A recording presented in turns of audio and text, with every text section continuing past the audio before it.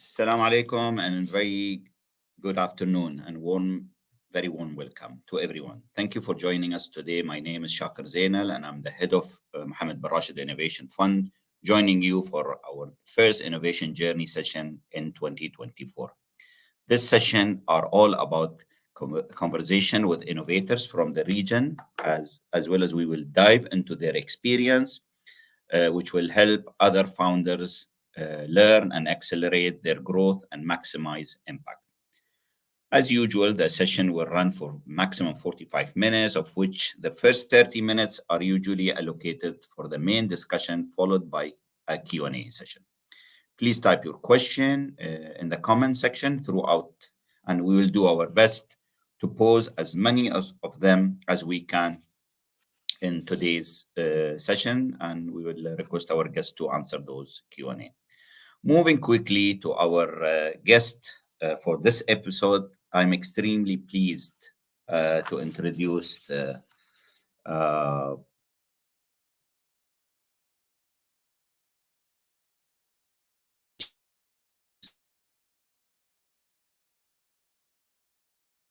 all more extremely special.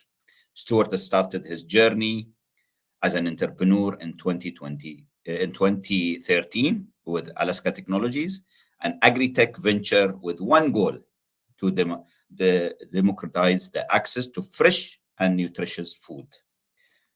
Stuart has presented on the intersection of agriculture and technology at the World Economic Forum, United Nations, FAO, and TED World Theater, and has been selected for prestigious global startup programs, including Stanford StartX, Unreasonably Impact, Dubai Future Accelerator, and Strive Agritech. Let's extend our welcome to Stuart and let's deep dive into his journey. Stuart, good afternoon and welcome. Pleasure to have you, and thank you for taking the time. And I know you're in Beijing, that's what you told me. And every time I talk to you, you're somewhere around the world, which is fantastic.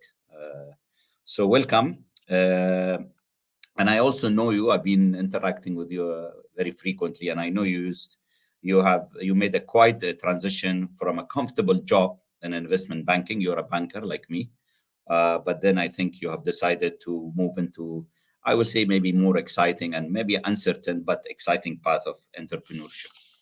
So what promoted this decision? And what were the learning when you were in banking helped you to chart your entrepreneurial journey? You're on mute, Stuart. Maybe. Yeah, thank you so much for having me today. Yeah, I guess if I go all the way back, the idea for Alesca came back in 2012 while I was on a business trip in Southeast Asia, and really, I think from having worked in investment banking, and actually just before Alesca, I was also working at Dell Computers, but I was very interested and excited about the opportunity to be more directly related to making some of the most critical decisions. And with investment banking, there's a very important role to be fulfilled where you're raising money for a customer, and that funding will unlock a lot of new opportunities and potential for that customer. But in terms of the execution of those strategies and those plans and initiatives, it's up to the customer to be able to move those things forward. And I wanted to be much more directly involved in developing the strategy, executing the strategy, and really owning the decisions that are being made. And so I made the decision to start Alesca after having researched, um, you know, agriculture. At the time when I was back in 2012, was there was a lot of actually supply chain issues back then as well, because there were a lot of floods and droughts actually in Southeast Asia. And at the time when I was working at Dell, it was actually disrupting the manufacturing of hard disks, but actually it was also disrupting the cultivation of rice and other kinds of commodities. And so it was actually already at the time quite a big topic. And of course, food safety was a huge issue where I am right now in China. And so I started looking a lot into what kind of opportunities might exist in agriculture. And maybe to my surprise, uh, and a little bit of horror. The agricultural industry hasn't really, materially innovated and changed in a very, very long time. And so, what was so exciting about the ag industry to me was the fact that somebody that had no experience in the industry, could have an opportunity to make a small contribution. It's very rare these days, given how technical many of the fields are, to be able to make an impact from nothing, to be able to start from completely zero, and then to be able to build something that might, be able to have some positive impact somewhere in the world. So kind of this opportunity for impact, the fact that agriculture had not innovated in so long, was something that was actually very, very attractive to me. Um, but of course, there's the banker in me also was, excited about the market opportunity. Um, Agricultural production is a $4 trillion industry. The agricultural value chain is a 10 plus trillion dollar industry, which means that a small impact in the ag space will have a humongous financial impact. And then the last thing is really environmental. Agriculture consumes 70% of the world's freshwater reserves. It contributes a quarter of the world's carbon emissions. And the more that I was looking at the Sustainable Development Goals, it was really kind of um, impossible to imagine a world in which we could accomplish the SDGs if we couldn't solve agriculture. We could accomplish all the other targets that we have, whether it's um, related to buildings and transportation and batteries and renewable energy. But if we left agriculture behind, we still wouldn't achieve our targets. And so, there was this opportunity um, to make an environmental impact as well. And so, kind of all these things, three things align. So the opportunity for me, kind of as an entrepreneur, to make a personal impact. The size and scale of the industry globally, and then finally, the opportunity to um, make a contribution environmentally. All these things kind of really sold me on agriculture. And then the more and more I dived into it, it became kind of this one-stop shop for all of my exciting kind of curiosities. So, for example, I love space, and there is no space exploration or space colonization without agriculture. We can't keep blasting food off into Mars. We have to figure out how to grow it there. I love biotechnology and biopharmaceuticals, and plants as medicine is really taking off as an industry. And so, whether it was medicine or space, or environment, all these aspects I could explore through agriculture. And so that's what has really sold me, and continued to keep me engaged in the industry over the last 10 years. Yeah, very interesting. I work for ADB, and food securities and agri-tech comes at the top of our priority list. And I think the leadership in UAE gives priority to this sector. I'll be very honest. I'm very thrilled with the pace of things changing. Because every time I see a proposal coming on my table, I'm thinking, guys, we were talking about green houses and maybe advanced technology on agri. Then we talk about hydroponic. Then I keep hearing people are building things in containers. I'm really thrilled in how fast is this moving. So you have spent decade. I mean, I only get proposal, but you've been doing this day and night. When it comes to agri tech sector. And being a pioneer this field, what changes you have witnessed here in the region and within the sector specifically. Knowing Middle East with the limited water, I will say, but maybe the cost of energy is something extremely attractive. But we're always known as a desert, right? This is what people talk about us. But how have you seen this? It'll be very exciting to hear from you. Yeah, I mean, to be honest, 10 years ago, when I said we're an agricultural technology company, most people were like, what is that?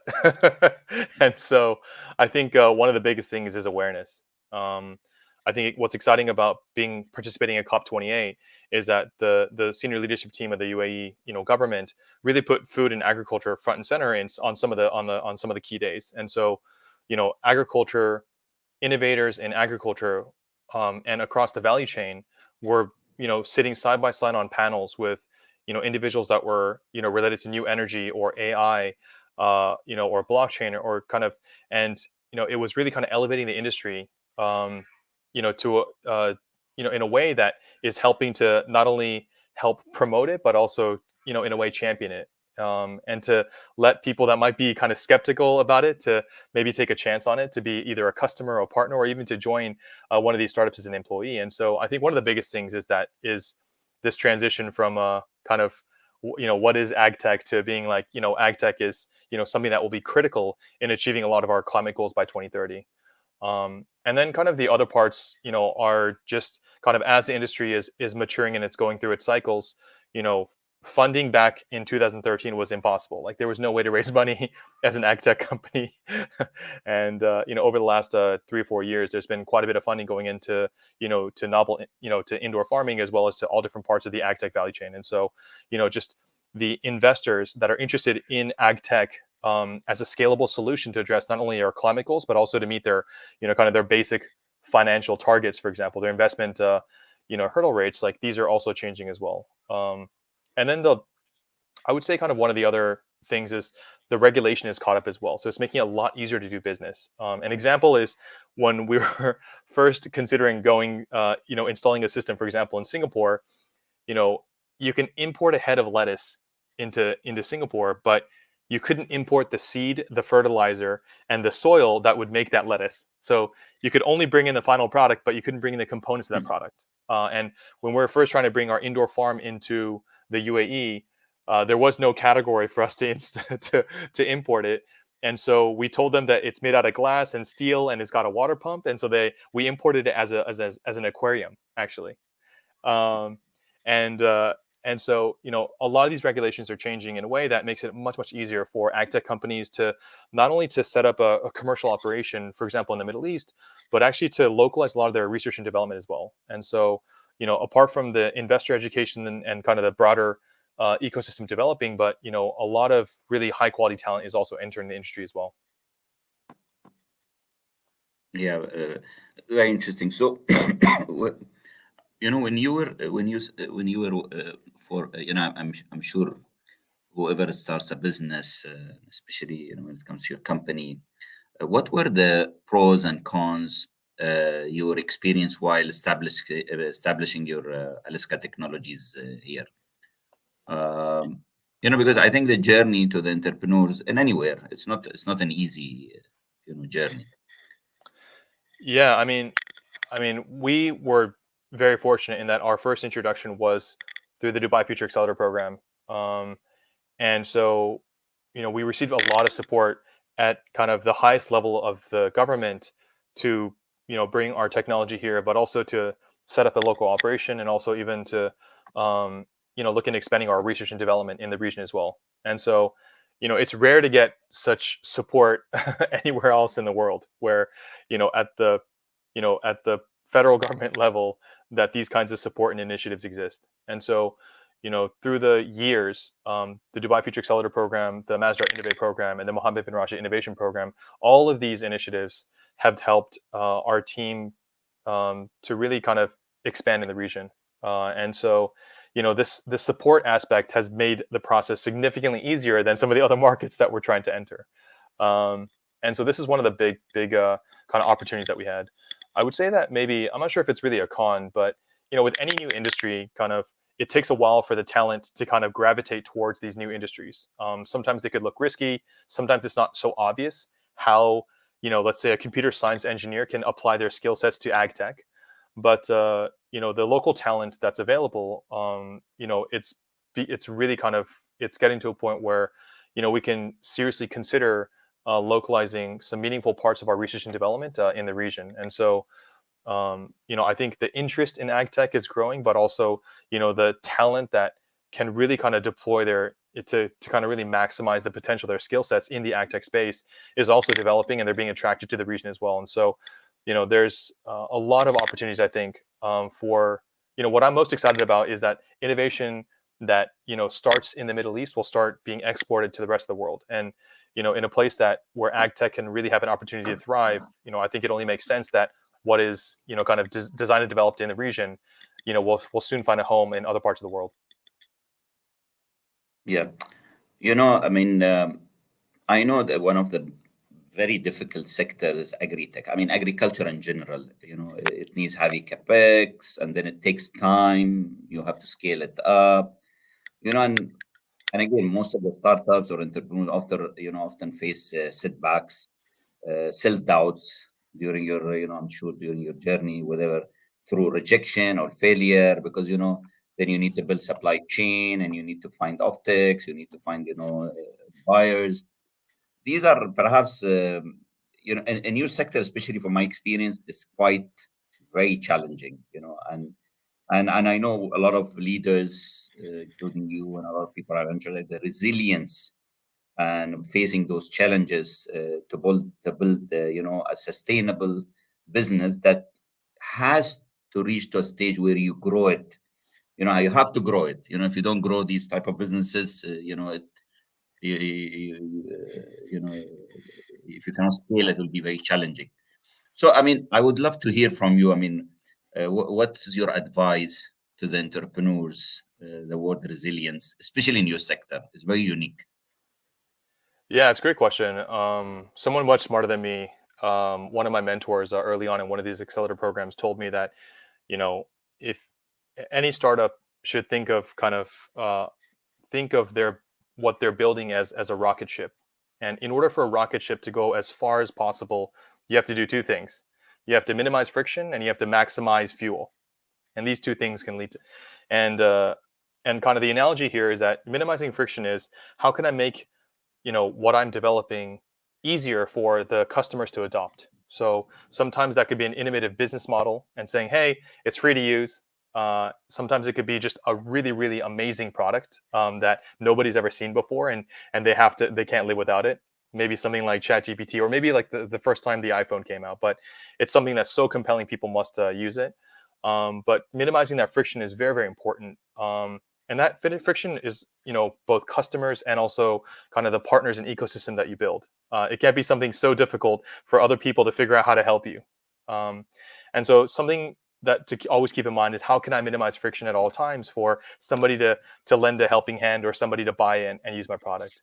On the fuel side of things, this is everything from the money in your bank account, so the amount of investors that are helping to support your initiative, all the way to the motivation that is being held by your employees. If people are super motivated to do something and investors are super, supportive of what you're doing, and they're providing the funding for you to develop the technology and to really scale, these are all things that can maximize fuel, and that's going to help you to get further and further along. And so, you know, I would say that not just in the climate tech space or the sustainability space, but in any startup, kind of figuring out ways to minimize friction and maximize fuel is something that can serve well. On the resilience side of things, I I would say that you know climate tech takes a long time to deploy. And the reason for that is a lot of times the technology has a hardware component to it. We can't grow food with just software. It just doesn't work like that. And we can't pull carbon out of the air with just software. There has to be an element of hardware that's going to capture carbon or physically grow food. And because of that, the hardware development cycles are a little bit longer. The deployment cycles are a little bit longer. And so on the resilience side, to really be clear in terms of what kind of hardware milestones that you're trying to meet.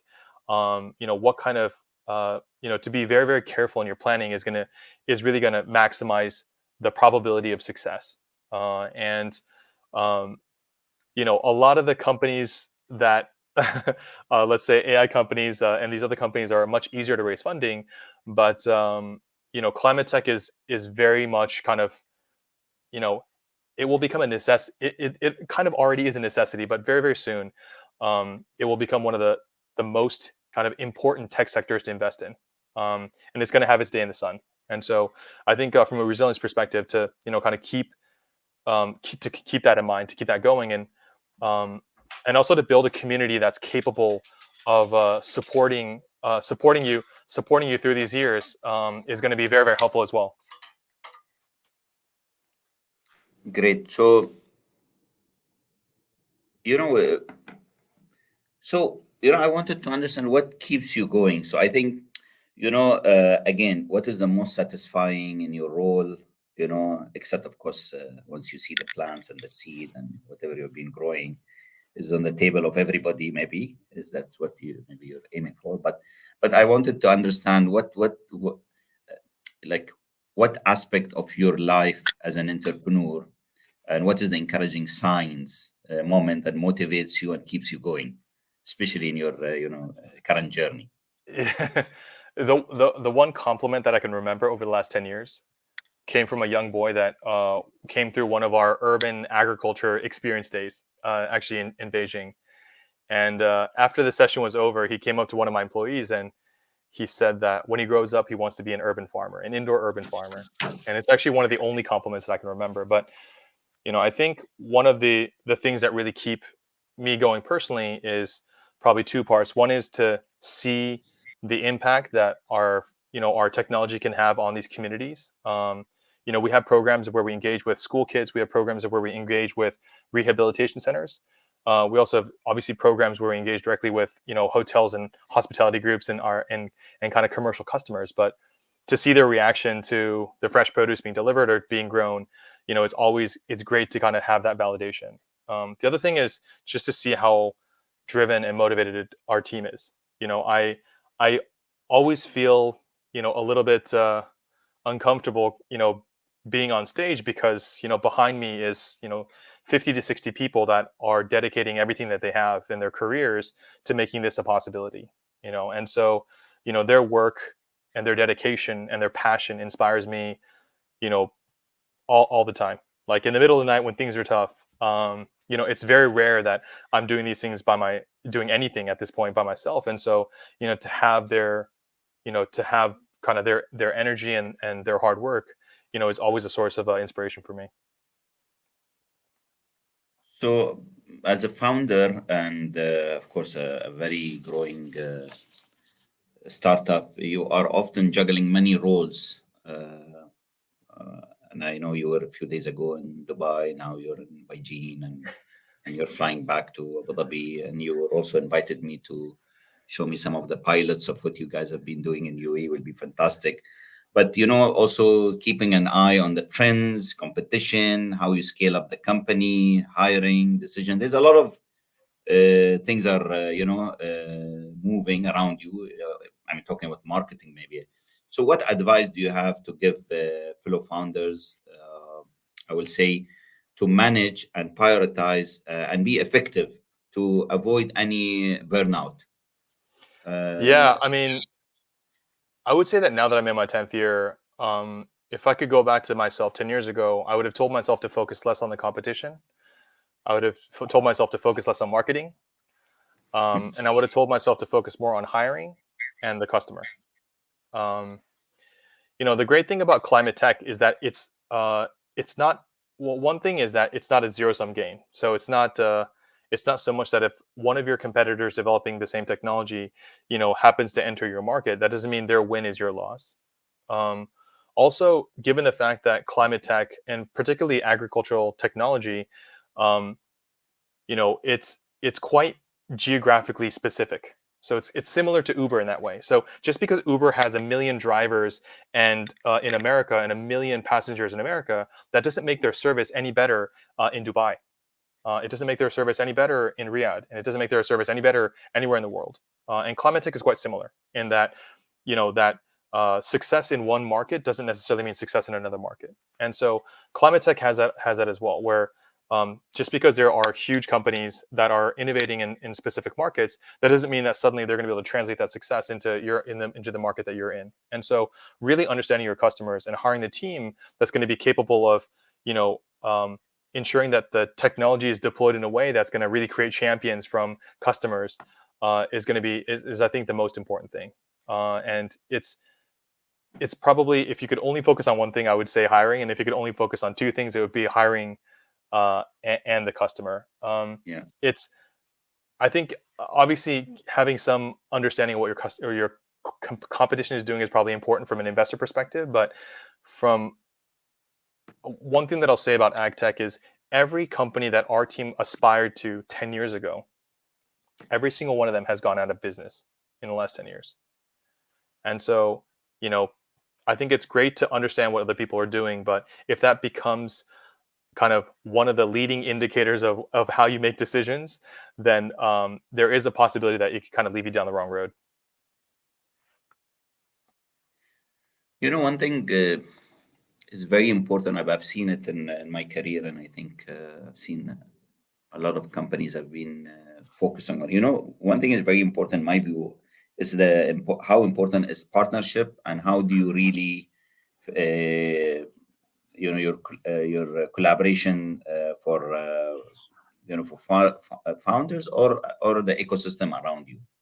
So how important is this, you think, Yeah, in I your mean, business? this is any particularly like an agricultural technology company. One of the main challenges that I saw agriculture facing 10 years ago when I started is that it was very bad at engaging other industries and other partners, and so ag kind of had its own thing that they were doing all the time. um, and over the last 10 years, we've been able to build huge, like probably one of the largest ecosystem of partners and networks that are not just related to the agricultural industry, but also into climate and impact and academics. And for example, our engagement with Mohammed bin Rashid Innovation Fund is helping, to not only increase our opportunity to engage with different kinds of customers and partners in the region, um, but it's also an opportunity for us to, for example, in today's situation, to be able to reach a broader audience that we wouldn't otherwise be able to talk to. And so, having these opportunities to work with these different organizations has been hugely helpful for us. And so, over the years, we've also worked with Stanford StartX, with Barclays Capital Unreasonable Impact, with the World Economic Forum, through their Tech Pioneers and Global Innovators program. But all these programs, have really helped our team. I mean, all aspects of our business have changed because of these engagements. Everything from fundraising to even like hiring designers, we've benefited because of these engagements. And so, it's of course, at a practical operational level, we have partnerships that are making our manufacturing and our supply chain more streamlined, and lower costs in these things. But I think from a scalability perspective, the partnerships that we have with these innovation ecosystems around the world is really helping to our team to kind of cross pollinate ideas and to really think about what is next, and to find the right partner so that when we go to talk to another customer next time, it's not just, hey, how can we bring Alesca's technology? It might also be, how can we bring Alesca's technology to grow food, but also one of our ecosystem partners that can do water recycling, or fresh produce composting, or nutrient manufacturing. We can bring an entire ecosystem with us, and so I think we can add a lot more value if it's not just we can bring one new function to a community. We can grow fresh produce for you. If we can bring the whole value chain with us, we can add a lot more value. And so what we've been really trying to focus on over the last, particularly over the last 3 or 4 years, is how can we build that ecosystem, and try to address the problem at the food systems level, as opposed to kind of like a food production, kind of a local food production level. Fantastic. So we are now. I think we have another 15 minutes. Maybe it's the time to. I have a lot of questions, by the way. So very interesting topic. So maybe let's see how many questions we can get through. We'll start with Abdul Adil. Do local community in urban areas affect your work, and what is the strategy have proven effective in gaining community support for your agri-tech initiatives? Yeah, it's a great question. So we launched a project last November in Dubai Hills with Emar, and also Mamsha with Aldar. We've also been working with Sustainable City in Dubai for quite some time. But one of the exciting things about our, I guess, model of vertical farming, which is a very modular, smaller scale modules, is that we can put them anywhere. So whether it's an underground parking structure, or an empty warehouse, or a community center that's not really, that has some empty space, we can integrate indoor farming directly into these communities. And so, one of the most direct ways in which we can add value to urban areas is to localize food production, but also to better utilize space that is currently not being used. So we've taken over an underground parking structure in Beijing and converted to indoor farm. We're converting a 40-year-old warehouse in Japan into an indoor farm, and we're also taking some open community space in the middle in the UAE in particular, and launching these turnkey container farms to localize food production as well.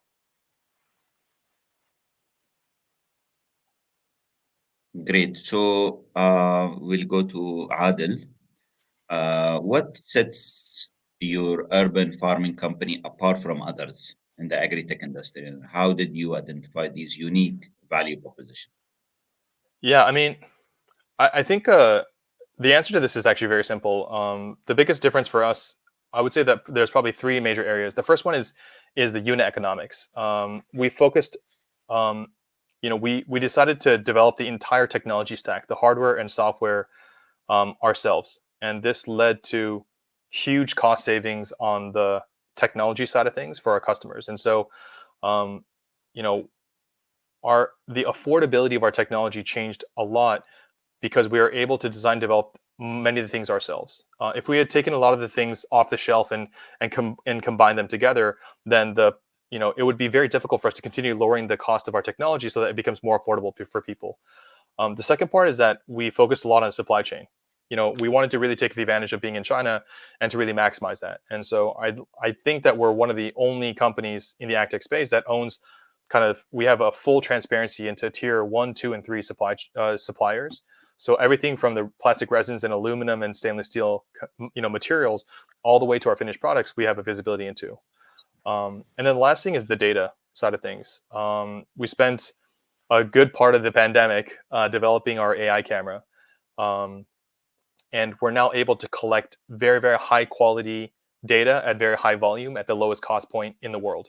And so, again, developing our own hardware to be able to collect this information makes not only the technology of this camera affordable for our customers, but it also allows our R&D team to have access to the best quality data. And so far with this data, we're able to understand the plant's health and critical conditions of the plant's health over 20 times faster than a commercial farmer that has over 30 years of experience.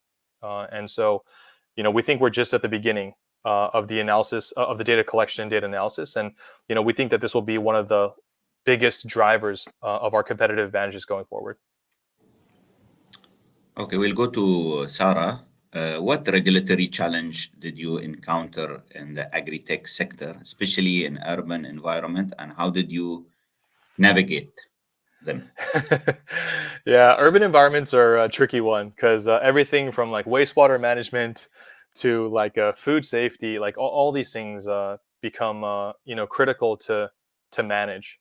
Um, at I guess you know we've been working actually with hotel groups since 2000 and 14, 2015. So we've been working with groups that are very, very concerned about safety and quality for quite some time. And so we actually had a lot of practice before we actually started to scale out our systems. And so now, because we have a much better understanding of for example, HACCP so food safety compliant materials, or kind of fire safety compliant equipment, or in Japan's case, earthquake safe structures. These are all things that are helping, benefiting our hardware designs. Um, the unfortunate thing about regulation is that the government's timeline to change regulation is never matching a startup's timeline to innovate and become profitable. And so, if you're waiting for regulation to change, chances are that you're not going to make it. Um, and so, we really try to make sure that within the existing regulatory framework, we can make certain things happen. Um, and of course we have to innovate as fast as possible, but there are certain things that we'll never sacrifice. And obviously worker safety and the safety of our customers, so let's say the quality of the fresh produce, these are things that we'll never compromise on.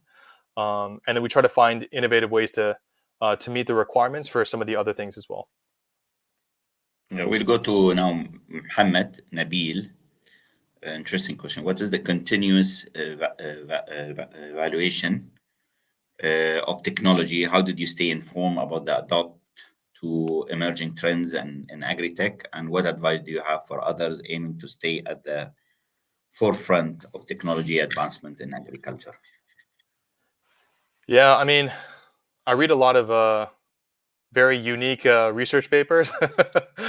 I would say the most important thing is really kind of from our perspective is unit economics. So whatever we think is going to improve is going to make the technology more affordable for our customers, and for the customers that are operating our technology, anything that we can do to make their vegetables cheaper to produce.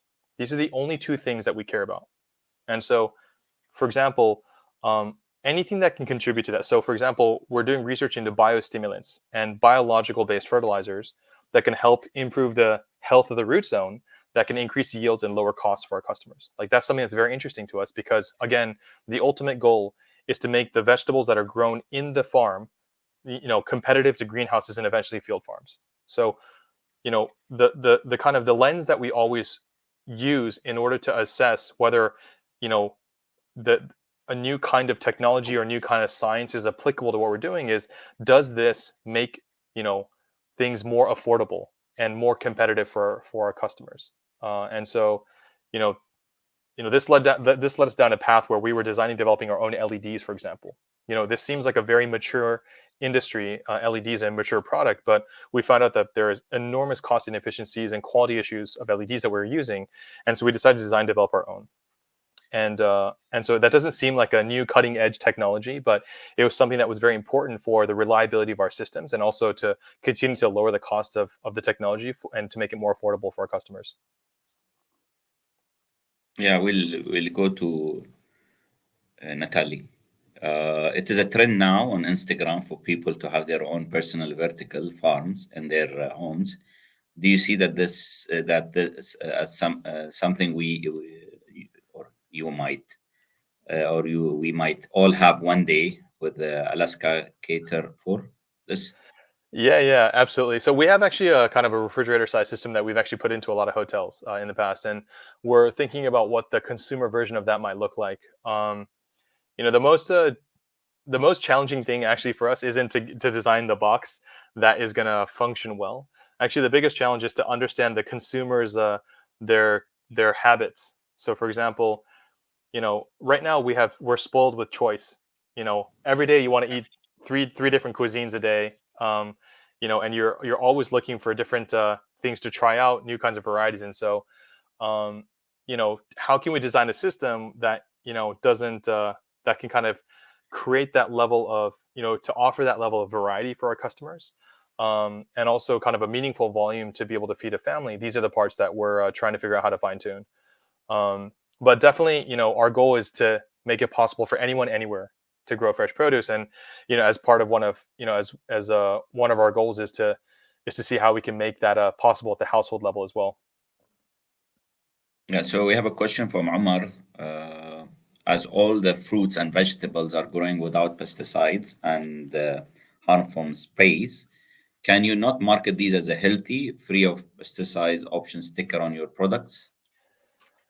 Yeah, I'm I'm actually not sure about the packaging regulation in the Middle East, but at least in Japan, for example, and also even in China, there are special kinds of labels that we can put on packaging that indicate that they are, for example, hydroponic, or that they're pesticide free. And so, I think from a marketing perspective, there are, there will be more and more advantages for indoor farms to differentiate itself. So, in the U.S., there's a kind of an I'm not sure if it's considered a label, but there's a trend that's called post organic. It's called beyond organic, but essentially, organic fresh produce actually uses a lot of pesticides, which maybe people don't know much about. But to be grown something to be able to grow something very, very local and fresh, but also to grow something without pesticides, is now kind of under this label of post organic or beyond organic. And so, what's exciting is that these new categories of fresh produce is being created, now that indoor farming is really kind of maturing as a technology. So we'll go to Zaina. For other agri-tech enthusiasts looking for integrated technology into their farming venture, what advice do you have on starting a small with technology adaptation and scaling it up gradually? I mean, Yeah. it's a very interesting question. So if I wanna build a farm, very small farm, what advice you will give me? Except quitting my job right now and focusing on it. Yeah, I mean, I think the number one kind of I think we all have experiences killing plants, like maybe not watering them enough, or you go on vacation, you come home and they're dead. But a lot of the things that um, right now, what's exciting about ag tech is that all the things that are the most kind of repetitive and easy to forget, these parts can be easily automated. And the technology that's becoming kind of more available at the enthusiast and hobby level is really starting to become affordable. When we were starting out 10 years ago, um, we were trying to buy technology that we thought could help automate our indoor farm, and we were getting quoted like tens of thousands of dollars. At the high end, it was over $100,000. And now, our team is developing a product that can compete at that level from a functionality perspective, but we're looking to offer it for under $3,000, and our goal is to eventually offer it for under $1,000. But I would start with kind of the basics. If in terms of the monitoring and automation, without kind of buying a huge, kind of containerized farm or one of these systems. If you just have like just even simple potted plants with an automation and monitoring system attached to it is like a very, very easy place to get started. Um, and then from there, there's surprisingly a lot of communities in a lot of universities, as well as even at the elementary school level, to be honest, where they're learning about ag tech, and as part of their environmental science class, for example, or as part of their sustainability curriculum. And so I think there's a lot of ways to kind of engage with these communities, and they're all kind of building bits and pieces here and there. And I think to be actively involved in those communities, I think can be a way to really kind of immerse yourself in kind of at the enthusiast level to learn more about the industries and the tech that's coming up.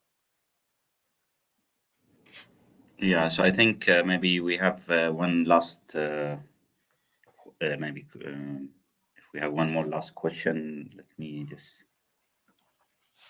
Yeah, so we'll have this is the last one from Hamad. Indoor farming is a new way of doing farming in the Middle East.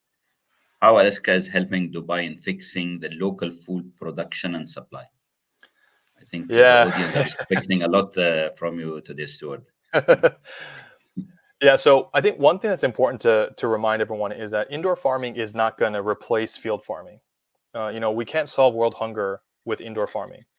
And the same thing can be said of, let's say, suddenly, um, when airplanes were built, it didn't suddenly replace trucks for transportation companies.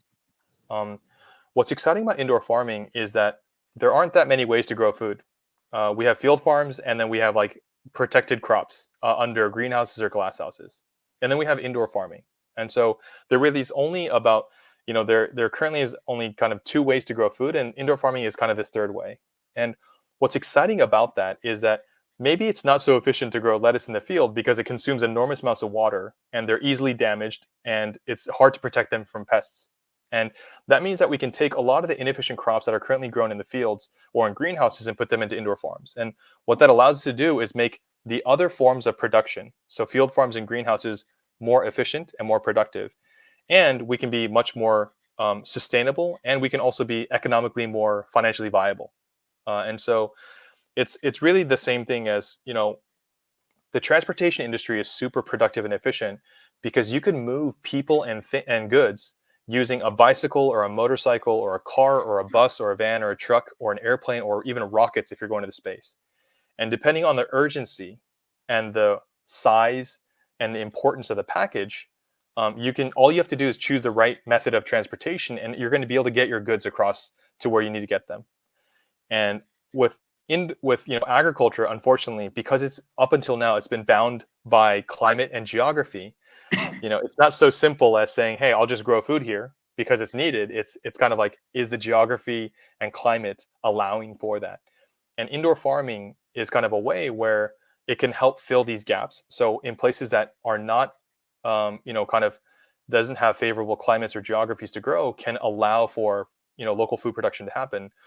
But also even in places where agriculture is very, very, is a huge industry. For example, in China, we can still add value because all of the needs of the community are not being served all the time. So, for example, getting summer crops right now in Beijing is impossible. It's so expensive to get them, and also the quality is so poor. Um, and so there's, whether it's from a seasonality perspective, or whether it's from a let's say like availability of resources perspective, or even a cost perspective, not all needs are being served at all times, and indoor farming can plug a lot of these gaps. And maybe one last thing that I'll say is that we're trying to find ways where we can partner with traditional farms at the indoor farming level as well. So, and a good example is we're doing research in growing apple tree saplings using our indoor farm to help this juice maker be able to have higher quality crops in their field. And we're being asked by traditional strawberry farmers to grow strawberry saplings that they can then put into their greenhouses. And so it doesn't have to be you must pick between one or the other. It could just be like, transportation again, but maybe going from across the ocean is an airplane, but once you get on the ground, it's a truck, and then the last mile is done by a bicycle. Agriculture can be the same. It can start in an indoor farm at a high quality nursery, make its way into the greenhouse, and then serve the local community. And so, what we're excited more about is not so much can indoor farming replace or be kind of the majority way of how we grow, but how is it that we can, coexist to make the entire value chain more efficient. Great. And I'm sure you noticed the messages that we are getting from the organizer. That time is Yeah. out. So, well, that seems to be all what we have today. Stuart, thank you very much. As usual, very exciting, very interesting to talk to you. And thank you for your valuable time and generous insight. And I would like to thank everybody who have posted their questions. And I will encourage you all to have your own little indoor farming wherever it's possible, because you don't lose anything. You actually keep learning and building on. So thank you, everybody. Thank you, Stuart, once again. And I hope everybody has enjoyed their time, and we look out for any announcement. We do this regularly, our innovation journeys event. So hopefully there will be another one very soon. So until next time, thank you very much and have a good day. Masalam. Thank you so much.